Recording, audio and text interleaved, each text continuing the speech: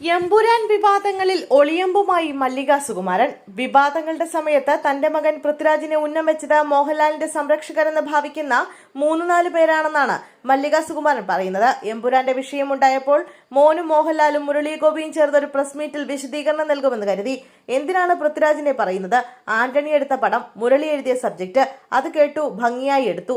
എന്തിനാണ് അദ്ദേഹത്തിന് ജാതീയമായൊരു ചിന്ത വന്നുവെന്ന് കരുതുന്നത്? കഥ തീരുമാനിച്ചത് അദ്ദേഹമാണോ? മീഡിയ ആഘോഷിക്കുന്നത് കണ്ടപ്പോൾ ഇതിന് പിന്നിൽ വേറെ കുറച്ച് ആളുകൾ ഉണ്ടെന്ന് തോന്നി. അത് സത്യം തന്നെയാണ്, വേറെ കുറച്ച് ആളുകളുണ്ട്. 3-4 പേരാണ്. അത് ലാലു അറിഞ്ഞിട്ടില്ല.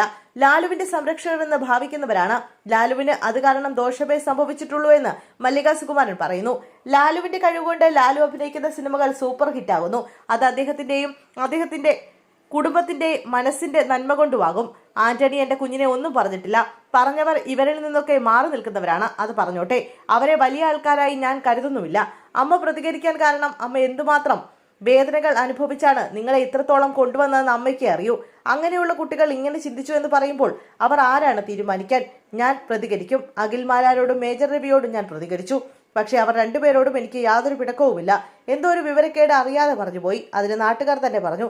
അത് തെറ്റാണെന്ന് വിശ്വസിക്കുന്ന വലിയൊരു സമൂഹം എന്റെ കൂടെ ഉണ്ടായിരുന്നു എന്നും മല്ലിക സുകുമാരൻ പറയുന്നു.